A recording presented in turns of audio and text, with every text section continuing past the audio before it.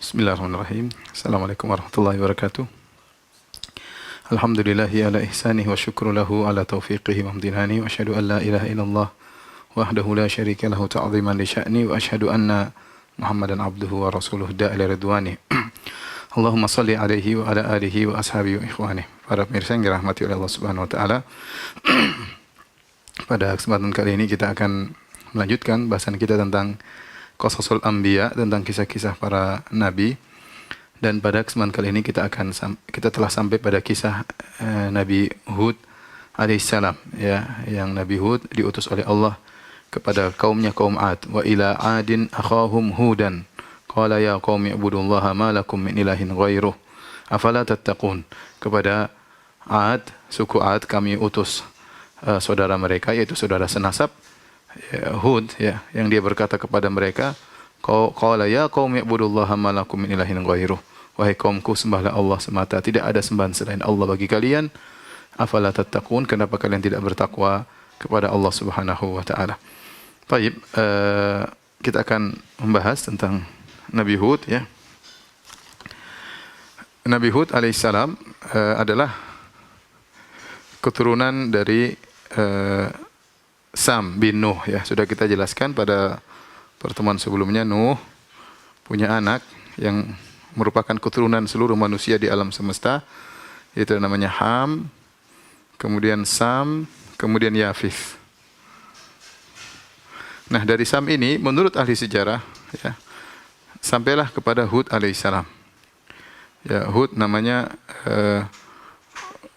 Hud, ya, bin Iram bin Awad, atau Ad, bukan Hud, Ad, kaum Ad bin Iram bin Awad bin Sam.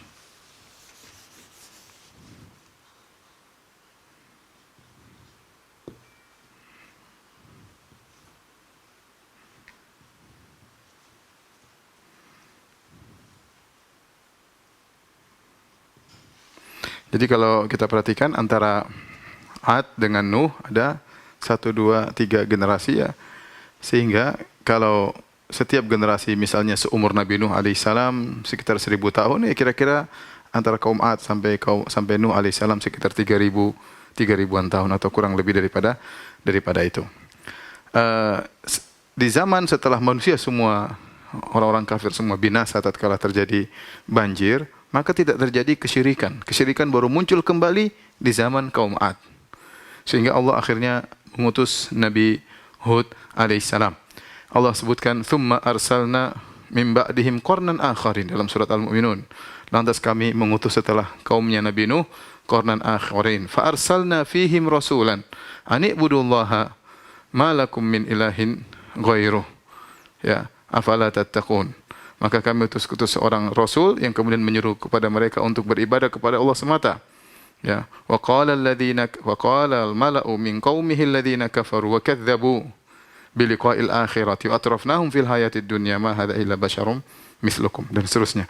Jadi setelah kaum Nabi Nuh, Allah kirim Nabi Hud kepada kaum Ad.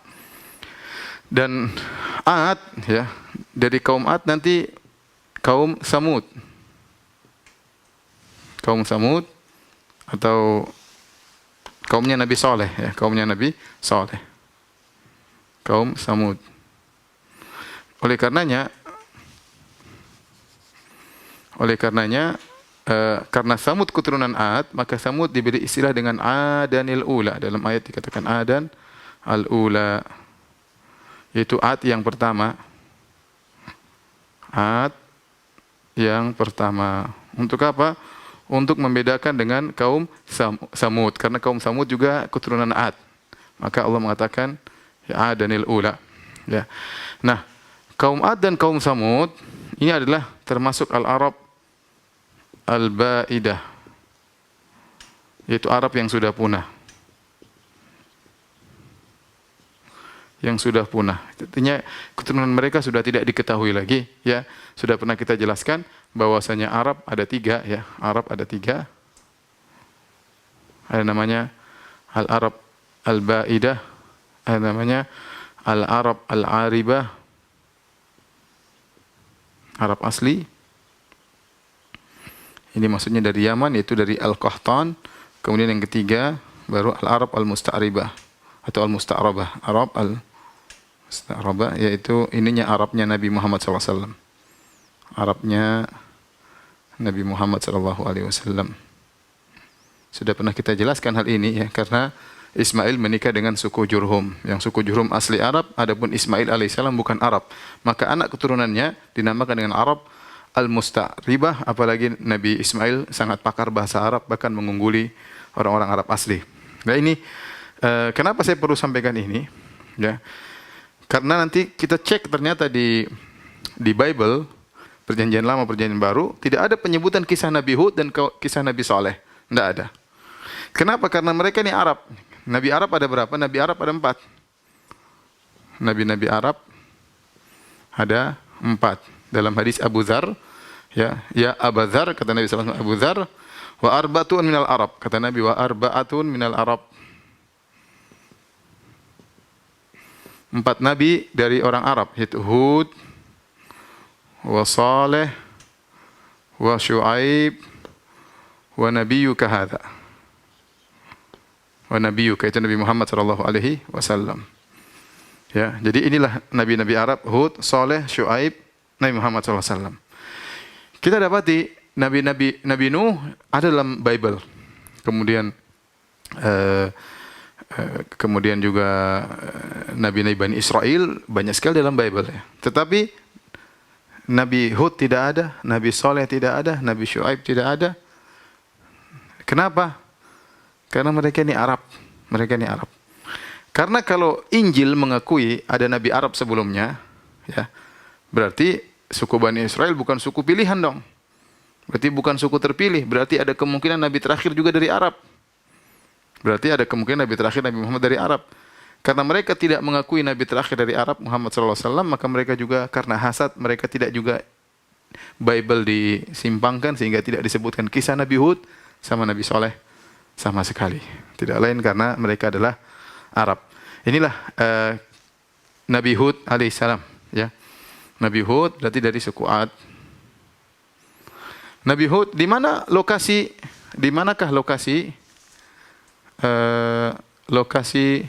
kaum Ad? Kaum Ad lokasinya di Al-Ahqaf. Di Al-Ahqaf. Al-Ahqaf.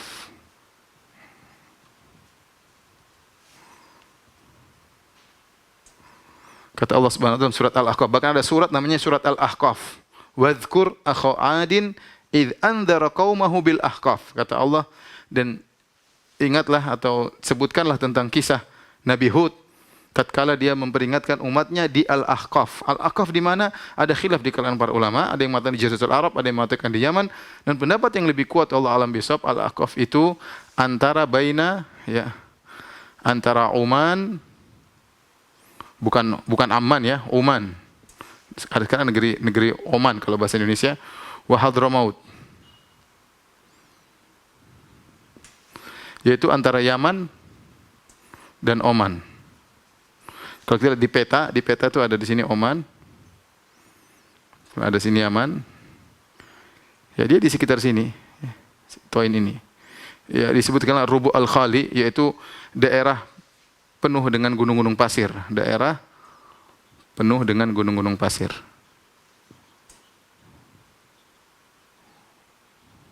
Gunung-gunung pasir.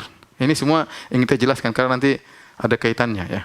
Jadi sini lokasi kaum Ad ya. Taib. Mereka kaum Ad diberi kelebihan. Ya, apa kelebihan kaum Ad? Ya. Kelebihan kaum Ad.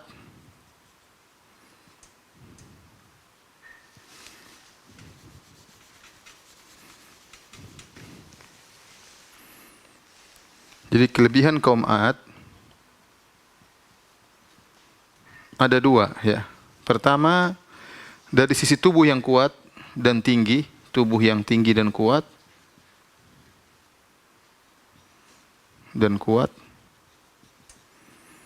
Yang kedua, memiliki bangunan-bangunan yang megah.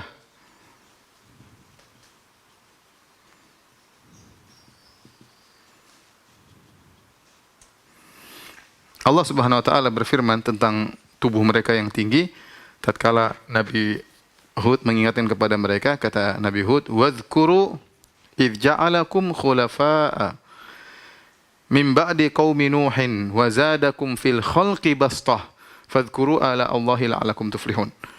Jadi kata Nabi Hud, "Wa zadakum fil khalqi bastah." Wa zadakum fil khalqi bastah.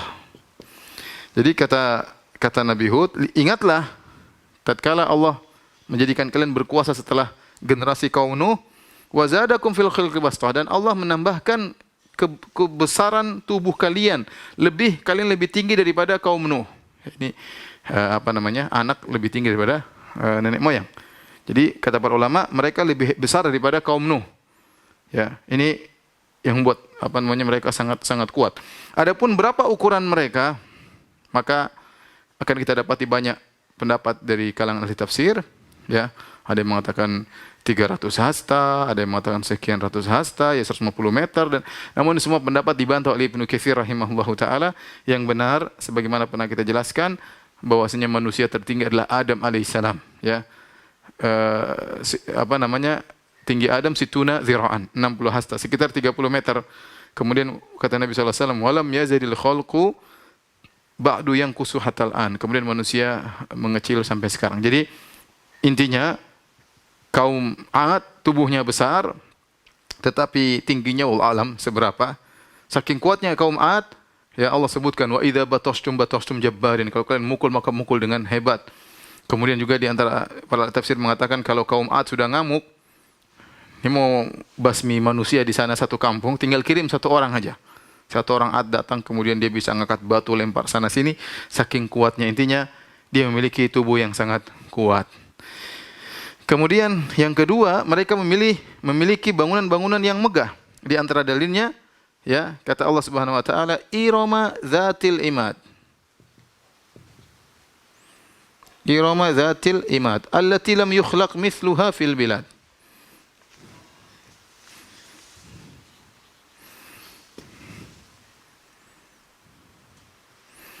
Kata Allah, Iram Zatil Imad. Di antara sifat Ad adalah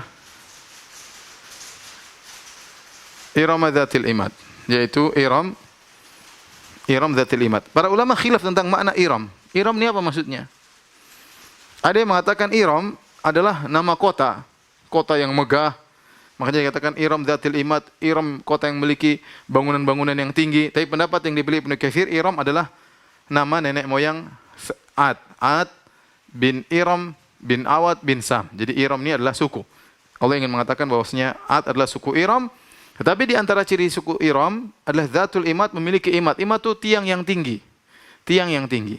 Apa makna imad juga? Sini juga khilaf di kalangan ahli tafsir apa maksudnya imad. Ada yang mengatakan kaum Ad mereka tinggal di kemah-kemah, ya. Yang kemah itu tiangnya tinggi. Kalau mereka pindah, mereka tinggal pindahin kemah mereka karena mereka tinggal di daerah padang pasir sehingga mereka berpindah-pindah. Namun yang benar tidak, al-imad maksudnya mereka memiliki bangunan yang tinggi. Jadi mereka memiliki bangunan yang megah. Sebagaimana dalam ayat yang lain kata Allah Subhanahu wa taala, atabaduna bikulli ri'in ayatan, ya, ta'bathun wa tattakhiduna masani'a la'allakum takhludun, yaitu apa kalian bangun bangunan tinggi di tempat-tempat yang tinggi, ya. Ini menunjukkan bahwasanya mereka memiliki bangunan-bangunan yang tinggi, ya. Oleh karenanya tatkala Allah mengkisahkan kaum Ad binasa, kata Allah Subhanahu wa taala, fa asbahu la yura illa masakinuhum. Maka mereka semua hilang dari penglihatan kaum Ad, yang tersisa hanyalah tempat-tempat tinggal mereka. Seandainya tempat tinggal mereka terbuat dari kemah, kena angin pasti hancur juga. Oleh karenanya yang benar, mereka memiliki badan yang kuat dan hadarah, yaitu kemajuan teknologi di zaman tersebut, ya, bangunan-bangunan yang tinggi. Karena memiliki dua kelebihan ini, mereka akhirnya sombong. Akibatnya mereka sombong.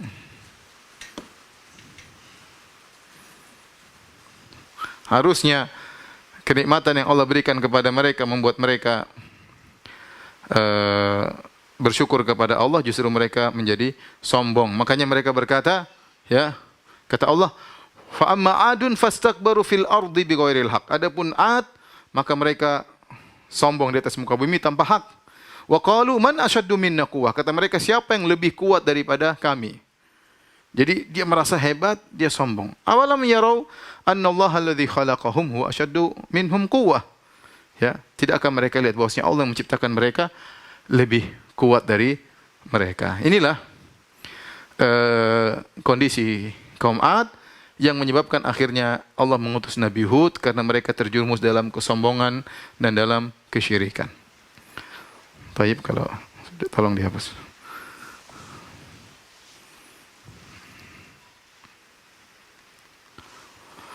Baik, akhirnya Allah mengutus Nabi Hud kepada kaum Ad. Mulailah Nabi Hud berdakwah. Nabi Hud mendakwahi mereka. Metode dakwah Nabi Hud.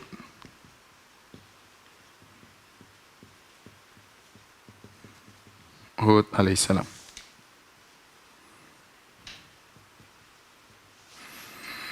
Baik, ada beberapa metode yang ditemui Nabi Hud, ya. Yang pertama adalah dengan kelembutan. Di antaranya mengingatkan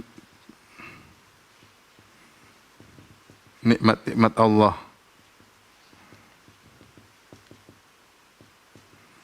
Kemudian yang ketiga dengan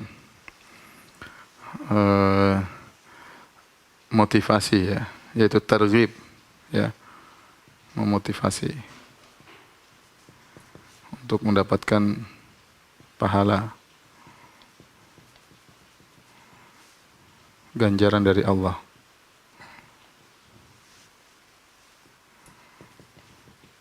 Kemudian yang keempat, at-tarhib, memperingatkan.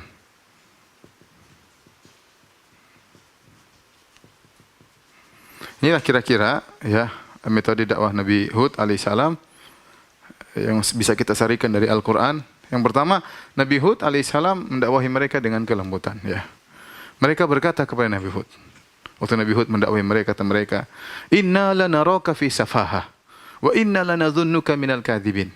Hud, kami melihat engkau tuh kurang akal, engkau bodoh wahai Hud. Ya, kalau Nabi Nuh mereka bilang sesat, Nabi Hud dibilang bodoh. Engkau bodoh. Wa inna lanaraka wa inna lanadhunnuka minal kadhibin. Dan menurut kami engkau adalah pendusta. Ya, apa jawaban Nabi Hud alaihissalam? Kata Nabi Hud, ya qaumi laisa bi safahatun walakinni rasulun min rabbil alamin. Uballighukum risalati rabbi wa ana lakum nasihun amin. Masya Allah, kata Nabi Hud waktu dituduh bodoh dan gila.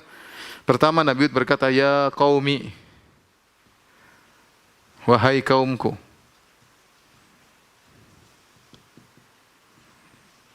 Wahai kaumku. Dan ini kata-kata yang lembut. Dia tidak mengatakan wahai orang kafir, wahai orang-orang bahlul, enggak. Dia bilang wahai kaumku. Menunjukkan saya ini bagian dari kalian. Saya ini saudara kalian senasab. Wahai kaumku. Ya. Wa ya qaumi, laisa bi safahatun. Aku tidak bodoh. Walakinni rasulun min rabbil alamin. Akan tapi aku utusan Allah. Aku utusan Allah. Tugasku hanya uballighukum risalata rabbi. Tugasku, ya, menyampaikan pesan dari Rabbku. Kemudian kata beliau, wa ana lakum nasihun amin. Nasihun amin. Itu pemberi nasihat yang terpercaya.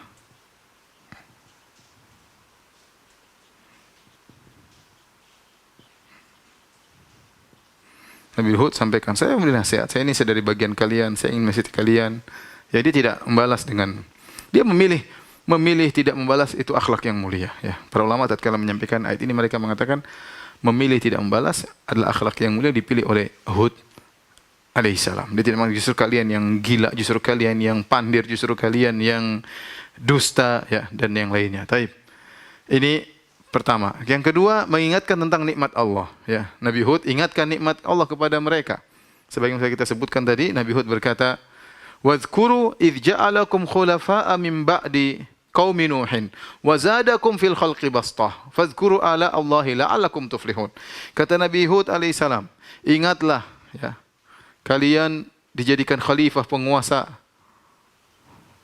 setelah kaum Nuh. Setelah kaum Nuh, Nabi Nuh alaihissalam. Kemudian apa lagi? Ya, diberikan tubuh yang besar. Tubuh yang besar dan kuat. Dan masih banyak. Wadhkuru ala Allah, ingatlah nikmat-nikmat Allah. Nikmat-nikmat Allah masih banyak bagi kalian. Diingatkan. Ini metode. Kita tatkala ingatkan kepada kaum muslimin, misalnya orang langsung ingat Allah kasih kalian nikmat, bersyukurlah kepada Allah. Nikmat bukan untuk bermaksiat kepada Allah. Nikmat bukan untuk membangkang perintah-perintah Allah. Kemudian di antaranya juga ya Nabi Hud ya menyebutkan tentang ayat yang lain. Dalam ayat kata Nabi Hud ya, wattaqul ladzi amaddakum. Kata Nabi Hud, wattaqul ladzi amaddakum bima ta'malun. Kalau kita artikan bahasa Indonesia, bertakwalah kalian kepada Allah yang telah memberikan nikmat-nikmat yang kalian ketahui. Nikmat kalian banyak. Bima ta'malun. Kemudian Nabi Hud memperinci, amaddakum bi an'amin wa banin wa jannatin wa uyun. Kata Nabi Hud, Allah telah memberikan kalian kenikmatan berupa an'am. An'am itu binatang-binatang, hewan-hewan. Yang pertama disebut hewan-hewan, kemudian anak-anak, kemudian baru kebun-kebun, baru kemudian sungai-sungai dan mata air atau mata air. Kata para ulama, kenapa Nabi Hud menyebutkan hewan terlebih dahulu? Karena di zaman tersebut hewan ini harta yang paling luar biasa. Di zaman seperti itu, hidup di tengah padang pasir, maka hewan ini keperluan semua di situ. Makan dari hewan, minum susu dari hewan. Untuk perjalanan safar pakai hewan. Kemudian bikin baju dari kulit hewan. Bikin bejana-bejana dari kulit hewan. Jadi hewan ini kenikmatan yang paling top di zaman itu. Baru kemudian Allah sebutkan anak-anak. Ingatlah kalian diberi anak-anak yang banyak, dengan anak-anak tersebut kuat, mampu untuk melawan suku-suku yang lain. Kalian ditakuti oleh suku-suku yang lain. Kebun-kebun, ya ini kesempurnaan. Ada kebun-kebun di tengah padang pasir. Allah kasih kebun-kebun itu luar biasa. Kemudian ada mata air yang keluar, ini nikmat. Apalagi yang kalian butuhkan. Ya, makanya Allah sebutkan dalam ayat yang lain, kata Allah, wa atrafnahum fil hayatid dunya. Kami buat mereka hidup mewah dalam kehidupan dunia. Ini kita bicara ukuran mereka ya. Ukuran mereka ini sudah mewah banget. Jadi mereka sudah hidup dalam kemewahan. Wa atrafnahum fil hayatid dunya. Kata Allah, kami jadi orang-orang yang kami jadikan mereka hidup dalam kemewahan dalam kehidupan dunia. Jadi Nabi Hud ingatkan mereka tentang kenikmatan. Ini di antara metode Nabi Hud agar mereka kembali kepada Allah. Kemudian yang berikutnya motivasi. Nabi Hud berkata, wa ya qaumi astaghfiru rabbakum tsumma tubu ilaih yursilis sama alaikum midrara. Beristighfarlah, kata Nabi Hud, beristighfarlah dan bertobat. Niscaya, kenapa? Niscaya Allah akan turunkan hujan yang deras. Turunkan hujan yang deras. Kemudian wa yazidukum quwwatan ila quwwatikum. Allah tambahkan kekuatan kalian.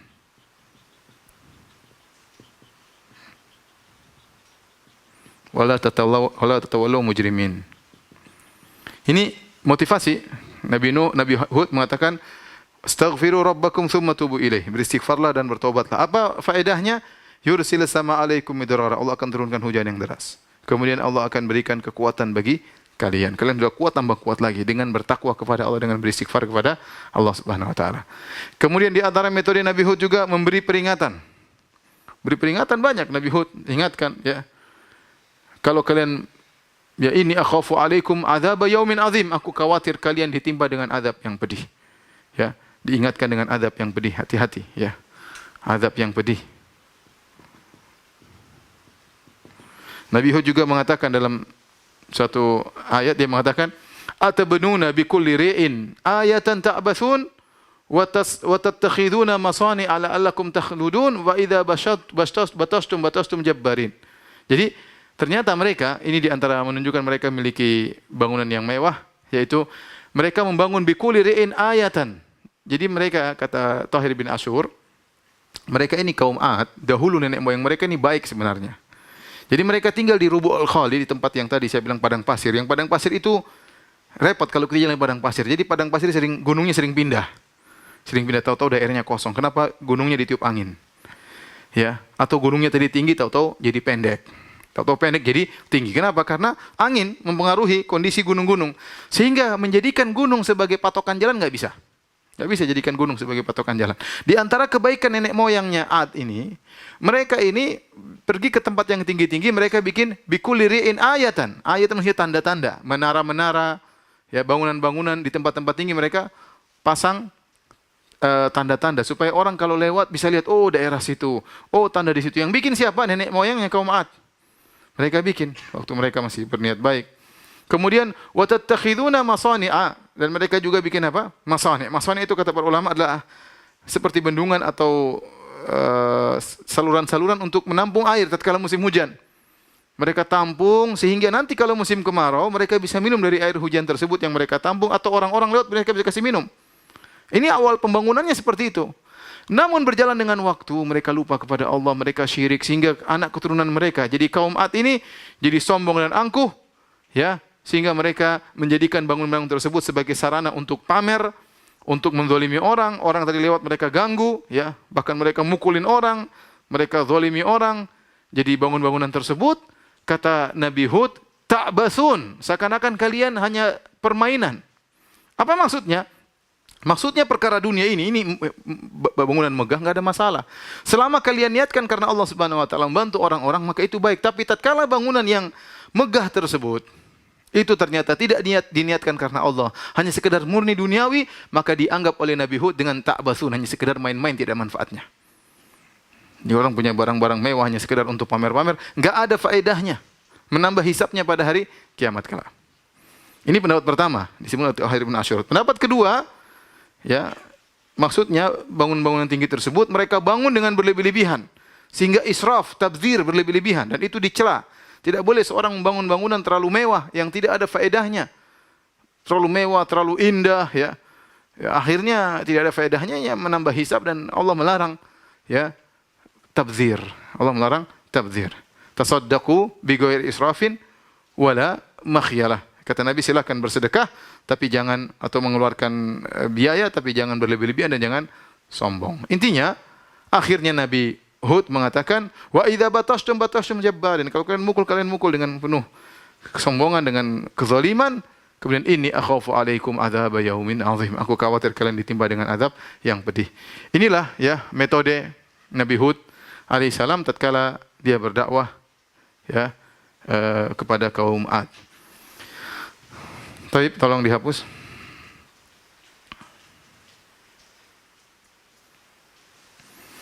Baik, bagaimana sikap kaum Ad?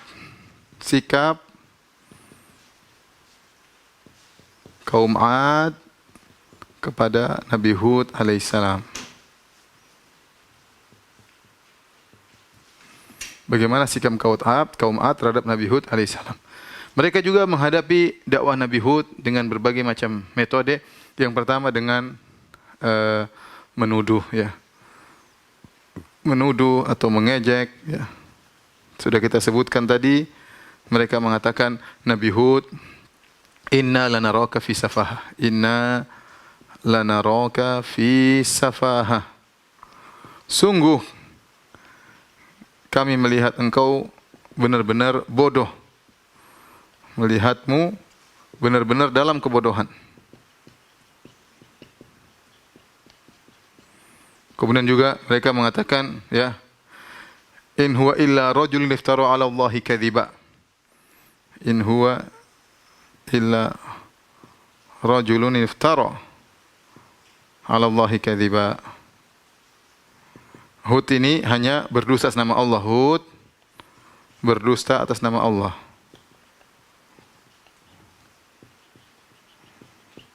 Ya, wa inna lanadhunnuka minal kadhibin, kata mereka, wa inna lanadhunnuka minal kadhibin, sama, sungguh kami memandang engkau termasuk orang-orang pendusta.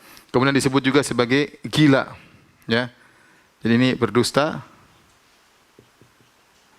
Kemudian gila, Nabi Hud dituduh sebagai orang gila. In naqulu illa taraka, in naqulu illa taraka ba'du alihatina bisu.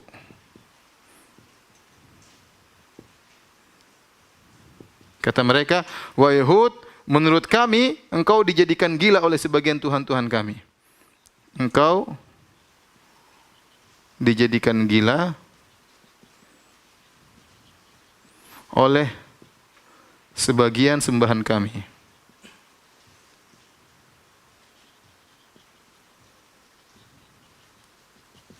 Nah ini metode pertama yang mereka lakukan adalah dengan mengejek. Pertama dikatakan bodoh, yang kedua dikatakan pendusta, yang ketiga dikatakan gila. Cukuplah ini 3 tuduhan yang luar biasa atau ejekan yang luar biasa. Ya. Kemudian di antara metode mereka berdalil dengan nenek moyang.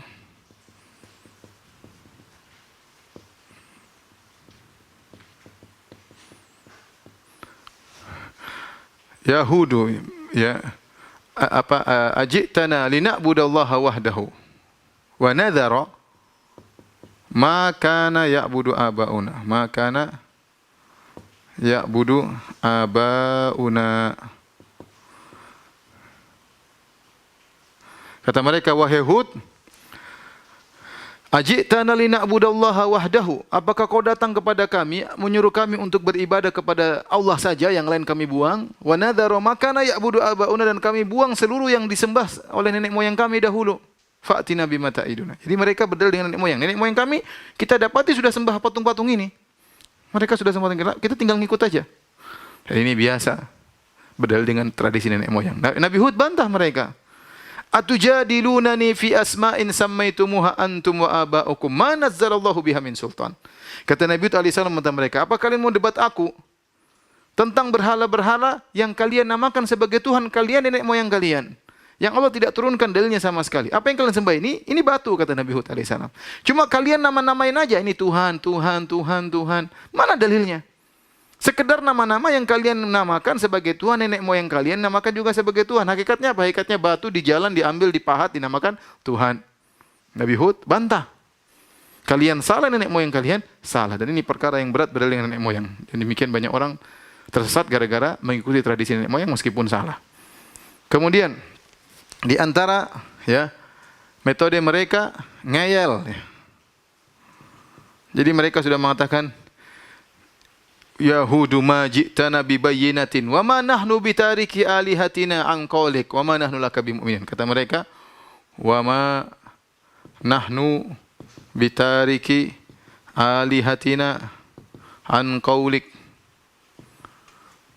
an qawlika wa ma nahnu laka bimu'minin.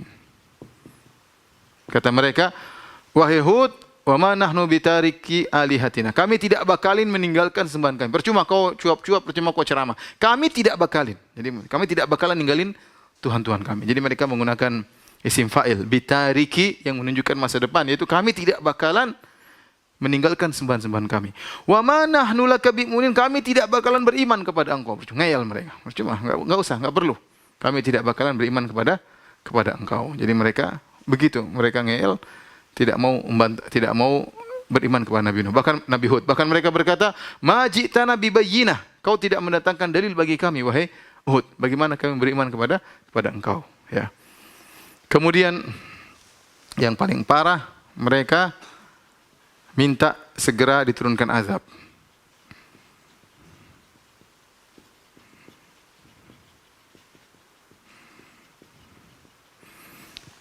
Kata mereka, ya, fa'tina, sebelum ini, mohon maaf, mereka ngancam. Perhatikan kata mereka, ya, inna qulu illa taraka ba'du alihatina bisu. Kata mereka, wahai Hud, menurut kami engkau itu gila karena terkena kualat dari sebagian Tuhan-Tuhan kami. Tuhan kami ini banyak. Kau gara-gara suka maki-maki Tuhan kami, kau kualat, jadi kau gila. Jadi mereka ngancam, berhentilah. Maksudnya kata mereka, engkau berhenti. Ini baru kau maki-maki Tuhan-Tuhan kami, baru kena sebagian kau sudah gila. Bagaimana lagi kalau ternyata Tuhan-Tuhan kami semuanya marah. Jadi mereka ngancam Nabi Hud. Dan ini di sini Nabi Hud menjawab dengan luar biasa. Kata Nabi Hud yang Allah abadikan dalam Al-Quran, kata Nabi Hud, qala inni ushhidullah wa ashhadu anni bari'um mimma tusyrikuna min duni fakiduni jami'an thumma la tunzirun inni tawakkaltu 'ala Allahi rabbi wa rabbikum ma min dabbatin illa huwa akhidhun binasiyatiha inna rabbi 'ala siratim mustaqim fa in tawallaw faqad ablagtukum ma ursiltu bihi ilaikum wa yastakhlifu rabbi qauman ghairakum wa la tadurruhu syai'a inna rabbi 'ala kulli syai'in hafiz. Ini ayat dalam surat Hud. Jadi intinya Nabi Hud waktu diancam, kau bakalan terkena ya kualat dari Tuhan-Tuhan kami yang lain. Nabi Hud bantah. Kata Nabi Hud pertama begini, ini usyhidullah, aku persaksikan kepada Allah. Washhadu, dan kalian persaksikanlah wahai kaumku, kaum Ad. Ingat sih Nabi Hud sendirian. Berhadapan dengan satu suku, semuanya besar-besar badannya, kuat-kuat. Suka zalimi suku-suku yang lain. Nabi Hud sendirian. Nabi Hud berkata, washhadu, persaksikanlah kalian, anni bari'um mimma tusyrikuna min duni. Aku berlepas diri daripada kesyirikan kalian semuanya. Semua Tuhan kalian aku tidak peduli. Semuanya tidak aku pedulikan. Aku berlepas diri. Kemudian kata Nabi Hud, fakiduni jami'an. Kalian seluruhnya berkumpul bersatu padu untuk bikin masalah sama saya, bikin kemudaratan kepada saya. Nabi Hud balik ngancam, balik tantang. Tadinya mereka ngancam Nabi Hud, bukan Nabi Hud ketakutan. Nabi Hud malah tantang mereka. Kalian fakiduni jami'an, kalian suruhnya bergabung. Wahai kaum Ad, kalian mungkin ribuan orang gabung. Semua lawan saya sendiri. Tsumma la tunzirun, dan jangan tunda-tunda, lawan saya sekarang. Ya. Dan ini kata para ulama, ini mukjizatnya Nabi Hud di sini. Yang mungkin orang tidak tahu. Kata Ibnu Qayyim rahimahullah dalam kitabnya Madarijus Salikin dan dinukil oleh Ibnu Abil Is Al-Hanafi dalam syarah Aqidah Tahawiyah. Dia mengatakan inilah mukjizat Nabi Hud alaihissalam, ya. Bahwasanya dia sendirian dan dia berani melawan satu umat, satu suku semuanya, dia sendirian. Bahkan dia mengatakan fakiduni jami'an, silakan kalian bergabung. Itu Tuhan-Tuhan kalian suruh gabung semuanya lawan saya. Yang katanya saya kualat, suruh mereka gabung lawan saya. Tsumma la tunzirun, jangan tunda-tunda. Kemudian Nabi Hud berkata, inni tawakkaltu 'ala Allahi rabbi wa rabbikum. Justru aku bertawakal kepada Allah. Dia mengatakan dengan penuh keyakinan. Di hadapan dia ribuan orang, jago semua. Ini tawakkaltu 'ala rabbi wa rabbikum. Aku bertawakal kepada Allah, Rabbku, Rabb kalian. Ma min dabbatin illa huwa akhidhun binasiyatiha. Tidak ada satu binatang melata, tidak ada satu makhluk pun kecuali Allah memegang ubun-ubunnya. Kalian semuanya di bawah kekuasaan Allah. Inna rabbi 'ala siratim mustaqim. Sungguh Tuhanku berada di jalan yang lurus. Kemudian Nabi Hud balik mengancam mereka. Kata Nabi Hud, fa in tawallaw faqad ablagtukum ma ursiltu bihi ilaikum. Kalau kalian berpaling wahai kaumku, sungguh aku telah menyampaikan risalah Allah. Wa yastakhlifu rabbi qauman ghairakum, dan kalian akan diganti dengan kaum yang lain. Artinya kalian akan binasa semuanya. Wala tadurrunahu syai'a, dan kalian tidak akan bisa menimbul mudarat kepada Allah Subhanahu wa taala. Inna rabbi ala kulli syai'in hafiz, dan ingatlah Tuhanku menjaga seluruh segala sesuatu. Artinya apa yang kalian lakukan tercatat di sisi Allah. Jadi menakjubkan, Nabi Hud diancam, Nabi Hud tantang mereka, bahkan di akhir ayat Nabi Hud malah ngancam mereka. Kalian terus kalau begini terus kalian akan binasa. Dan ternyata mereka tidak bisa nyentuh Nabi Hud. Kenapa? Karena Allah tolong Nabi Hud alaihissalam. Maka saya katakan tidak ada yang hebat seperti Nabi Hud, ya, berani kayak seperti itu, nantang orang begitu banyak. Kalau tidak karena keyakinannya dan ya fiqhnya, percayanya kepada Allah yang sangat luar biasa. Ya, ini di antara metode mereka mengancam Nabi Hud. Yang terakhir, mereka minta segera diturunkan azab. Al-istijal bil azab. Minta segera diturunkan azab. Kata mereka, fa'tina bima ta'iduna in kunta minas shadiqin. Wahai Hud, kata mereka, fa'tina, datangkan, kata mereka, datangkan azab.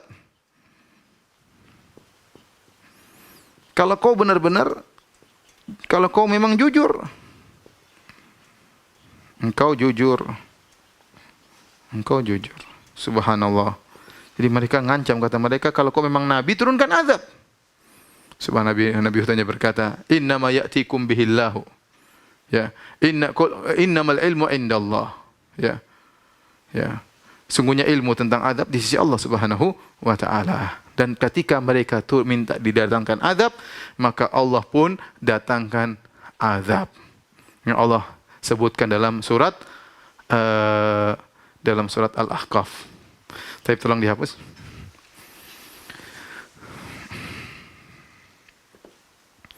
Tapi para pemirsa yang dirahmati oleh Allah Subhanahu wa taala,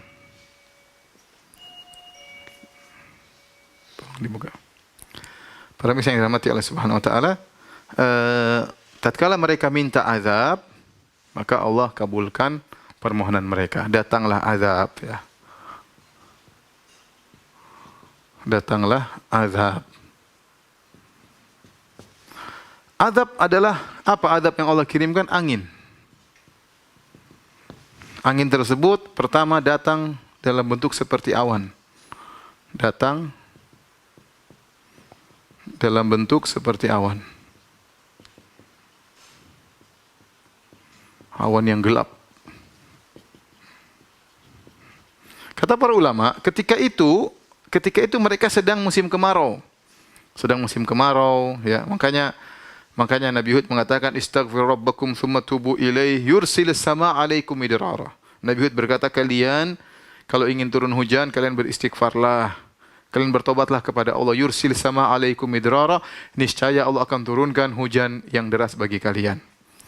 Nah, ketika mereka minta turun azab, maka Allah kirim azab angin tersebut. Tetapi pertama kali datang angin tersebut seperti awan yang mau hujan, ya. Falamma ra'awhu, ya, aridan mustaqbila awdiyatihim qalu hadza aridun mumtiruna. Ketika mereka melihat jadi datang angin, oh mereka bilang, oh ini mau hujan. Bukannya mereka takut dengan azab. Bahkan mereka menyangka, oh ini mau hujan. Hadza aridun mumtiruna, akan datang hujan menghujani kita di lembah-lembah kita. Kita sudah musim kekeringan. Kata Allah, bal huwa mastajaltum bih. Justru itu bukan hujan, justru itu adalah angin yang kalian minta azab untuk disegerakan. Rihun fiha azabun alim. Kata Allah, situ ada angin yang isinya azab yang pedih. Tudammiru kulla syai'in bi amri rabbiha. Semua dihancurkan oleh angin tersebut atas perintah Allah Subhanahu wa taala. Fa asbahu la yura illa masakinuhum. Kemudian mereka semua tewas, ya. Tidak tersisa kecuali tempat tinggal mereka. Nah, Allah kirim angin. Ternyata angin azab, ya. Ternyata angin azab.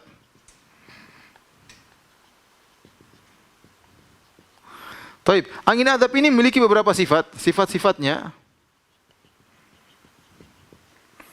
Yang pertama, ya, id arsalna alaihimur rihal aqim. Kata Allah, rihal aqim. Kalau aqim bahasa Indonesia angin mandul. Apa maksudnya angin mandul? Maksudnya tidak ada kebaikan sama sekali padanya. Tidak ada kebaikan sama sekali. Ada angin yang mungkin dia dari sisi lain buruk, dari sisi lain baik. Ini angin yang Allah kirim, Allah arsalna alaih rihal aqim. Kami kirimkan kepada mereka ar-rihal aqim, yaitu angin yang mandul, artinya tidak ada kebaikan sama sekali. Angin ini memang untuk mengazab. Makanya Allah mengatakan fiha adzabun alim. Rihun fihi adzabun alim. Kata Allah, azab yang pedih. Kemudian apalagi sifat-sifatnya, kata Allah, sarsaran. Sarsar. Angin tersebut disifati oleh dengan sarsar. Sarsar artinya apa? Ada dua. Itu sarsar itu sangat dingin, sangat ribut, sangat memekakkan telinga.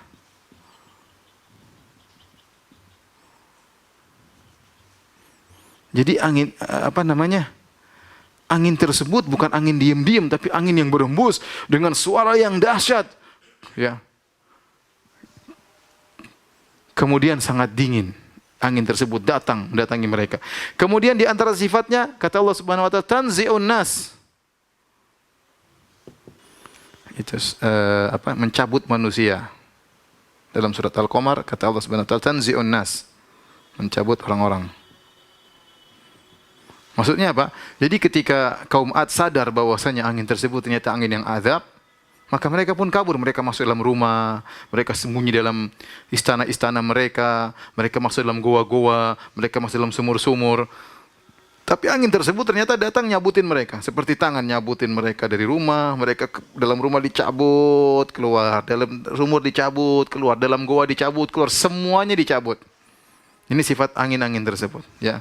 Nah, angin ini, apa yang dilakukan oleh angin yang sifatnya ini, ya, diangkatlah kaum Ad. Sakharaha alaihim sab'a layalin wa thamaniyata ayamin husuma. Diangkat ke udara, ya. Sab'a layalin, 7 malam, 8 siang. Cukup lama inilah 7 malam 8 siang. Bayangkan angin kuat kenceng banget, ya. 7 malam 8 siang diangkat. Kaum Ad itu badannya besar loh, maksudnya angin itu sangat kuat banget sampai dicabut, kemudian diputar-putar di udara dengan kondisi sangat dingin dan sangat mengekang telinga. Diputar kenceng. Jadi Allah tidak kirim angin panas, Allah tidak kirim seperti Wedus gembel ya. Wedus gembel mungkin datang langsung selesai. Dibuat angin dingin sehingga mereka tersiksa lama. Tidak langsung mati. Kalau Wedus gembel kan datang syret selesai. Enggak, Allah siksa mereka. Ya. 7 malam 8 siang diangkat oleh angin tersebut, diputar-putar di atas. Saking kencengnya berputar tersebut, kata para ulama, sampai usus mereka keluar. Usus mereka keluar dari mulut mereka, dari dubur mereka, sampai habis isi perut mereka. Makanya apa hasilnya? Setelah diputar kencang oleh angin, jadinya kata Allah Subhanahu wa taala, ka'annahum a'jazu nakhlin khawiyah. Ka'annahum a'jazu nakhlin khawiyah. Mereka seperti batang korma yang kosong.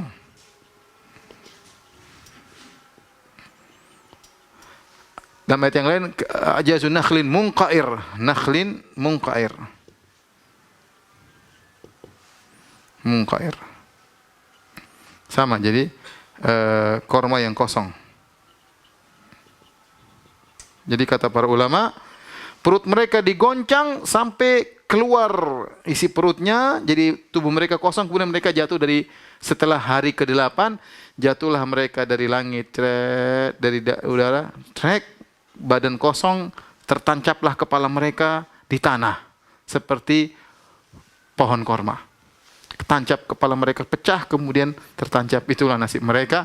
Kata Allah, fahal taro lahum mim baqiyah. Apakah kau lihat ada sisa mereka? Enggak ada, semuanya tewas. Fa asbahu la yura illa masakinuhum. Jadilah mereka tidak terlihat lagi kecuali rumah-rumah mereka. Tadinya semua orang takut sama mereka. Tadinya semua orang ngeri sama mereka. Mereka ganggu orang, zalimi orang, badannya besar. Semua selesai. Ya. Kata Allah Subhanahu wa taala, ya. Alam tara kaifa fa'ala rabbuka bi'ad? Irama dzatil imad. Allati lam yukhlaq misluha fil bilad. Tidakkah kau lihat bagaimana apa yang Allah lakukan terhadap kaum Ad? Yang sombong, yang angkuh, selesai. Dalam sekejap, tadinya mereka terkenal luar biasa, orang semua dari kejauhan sudah kelihatan karena besarnya. Tiba-tiba kata Allah, fahal taro lahum min baqiyah. Fahal taro lahum min baqiyah. Apakah ada sisanya? Enggak ada, semua tewas. Fa asbahu la yura illa masakinuhum. Maka tidak ada yang tersisa kecuali tempat tinggal mereka. Ini pelajaran sangat penting bagi kita. Bahwasanya kita kalau diberi kenikmatan oleh Allah bukan untuk disombongkan. Ya, karena kesombongan adalah dosa besar, ya. Dosa besar. Kata Nabi sallallahu alaihi wasallam, la yadkhul jannata man kana fi qalbihi mithqalu dzarratin min kibar. Perhatikan ini. Tidak masuk surga seorang dalam hatinya ada kesombongan meskipun sebesar zarah. Zarah itu kecil, ringan. Kalau ada kesombongan dalam hati kita, ini repot kita masuk surga, ya. Karena sombong ini yang boleh sombong cuma Allah Subhanahu wa taala, karena yang memiliki segalanya. Ya, kata Allah Subhanahu wa taala, al-izaru, ya, kibriyai, al-kibriyau izari wal azamatu al-kibriyau, al-kibriyau ridai wal azamatu izari faman naza'ani fi wahidin minhuma qadhaftuhu fin nar. Kata Allah Subhanahu wa taala, keagungan adalah sarungku, kesombongan adalah selendangku. Barang siapa ingin menyaingiku dalam salah satu dari keduanya, aku lemparkan di neraka jahanam. Karena yang berhak sombong cuma Allah. Yang punya segala sesuatu adalah Allah. Kita ini punya apa? Kita cuma titipan. Kepintaran dititipin oleh Allah. Jasad yang sehat titipan dari Allah. Ya. Apalagi anak yang banyak titipan dari Allah, harta titipan dari Allah, semuanya akan diminta pertanggungjawaban. Maka kalau kita diberi kelebihan bukan untuk kita sombongkan, tapi untuk kita syukuri kepada Allah Subhanahu wa taala. Hati-hati, kesombongan itu sebabnya banyak, hati-hati. Kesombongan itu sebabnya banyak. Ini sombong kenapa? Karena badannya besar, ya, kuat, sama punya bangunan megah. Ya. Sombong banyak, ada sombong karena ilmu, karena punya ilmu yang tinggi, karena sombong karena dia orang yang karena darahnya, saya keturunan darah biru, sombong karena rumahnya, sombong karena mobilnya, sombong karena HP-nya, ya ada orang sombong karena apa? HP-nya, sombong karena tasnya, sombong karena kecantikannya, sombong karena ketampanannya, sombong karena badannya yang besar, jalan-jalan kemana-mana pakai kaos ketat supaya orang lihat semua badannya besar.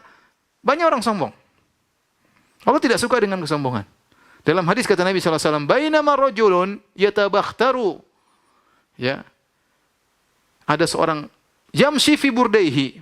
Ada seorang sombong, dia sedang berjalan dengan kesombongan, sedang pakai dua bajunya yang indah.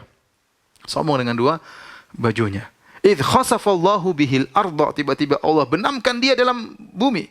Wa huwa yatajaljalu fiha ila yaumil qiyam, maka dia digoyangkan dalam bumi sampai hari kiamat. Sombongnya karena apa? Sombongnya karena baju doang. Apalagi kalau sombong karena yang lain, hati-hati. Ada orang sombong karena kecerdasannya, karena IQ-nya tinggi, karena penemuannya, karena ininya, karena dakwahnya, karena ilmunya, karena gurunya. Tidak usahlah kita sombong. Semuanya adalah titipan dari Allah Subhanahu wa taala. Justru seorang diberi kelebihan, dia semakin berat pertanggungjawabannya. Karena kalau orang diberi kelebihan berarti syukurnya harus lebih daripada yang lainnya. Maka ini pelajaran bagi kita dari kisah kaum Ad. Jangan sampai kita sombong karena apapun. Kita ini makhluk yang lemah, ya. Zaman sekarang Allah kasih corona, kita semua sudah bingung. Allah kasih corona, kita nggak bisa apa-apa. Apa yang kita sombongkan? Siapa yang mau sombong sekarang? Kasih corona, nggak ada yang sombong, ya. Padahal barang kecil nggak kelihatan, ya. Nanometer nggak kelihatan, ya. Ya, sama. Kaum Ad, badannya gede, Allah kasih angin. Allah nggak kirim besi hantam mereka. Allah tidak kirim gunung. Allah kirim angin aja, angin. Angin tapi kenceng ngangkat mereka. Nggak bisa apa-apa. Baik, demikian saja para pemirsa yang dirahmati Allah Subhanahu wa taala. Insyaallah kita berjumpa kembali esok hari dalam kajian tentang kisah kaum Nabi Saleh atau kisah kaum Samud. Demikian, subhanakallah bihamdik, asyhadu an la ilaha illa anta, astaghfiruka wa atubu ilaik. Assalamualaikum warahmatullahi wabarakatuh.